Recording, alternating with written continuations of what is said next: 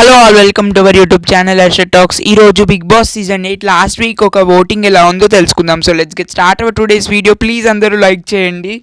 విన్నర్ని decide చేసేటటువంటి voting last week of voting ఒక results ఎలా ఉన్నాయో మనం తెలుసుకుందాము.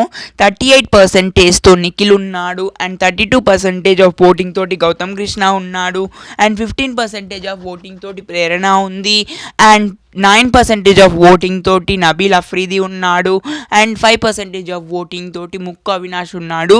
సో నేను గౌతమ్ కృష్ణ ఫ్యాన్స్కి నిఖిల్ ఫ్యాన్స్కి ఒక టార్గెట్ ఇస్తున్నాను. ఈ అట్లీస్ట్ ఒక 50 లైక్స్ కంప్లీట్ చేయండి. సో తద్వారా మీరు నిఖిల్ ఫ్యానా గౌతమ్ ఫ్యానా లైక్ చేశాక మన ఛానల్లో కామెంట్ సెక్షన్లో కామెంట్ చేయండి. సో దానివల్ల ఎవరికి ఎక్కువ ఫాలోయింగ్ ఉన్నది మనకు తెలుస్తుంది. సో నబీల్ అఫ్రీదీకి సైలెంట్ ఓటింగ్ పడుతుందా అని అడుగుతున్నారు చాలామంది కామెంట్ సెక్షన్లో.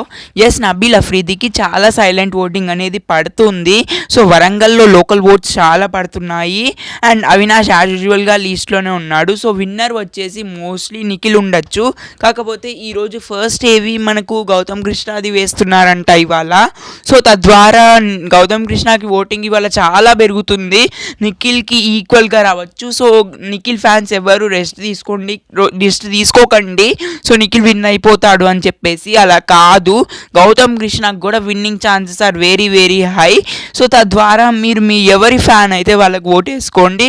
ప్రేరణకి టాప్ 2కి ఛాన్స్ ఉందా అంటే ఛాన్స్ లేదు, టాప్ 3కి అయితే బ్రహ్మాండంగా ఛాన్స్ ఉంది. Thank you so much for watching. So నేను ఇప్పుడు పెట్టినటువంటి పోస్ట్ కింద కామెంట్ చేయండి guys. So please do like, share, comment and subscribe. Stay tuned. Subscribe for more updates. Thank you for watching.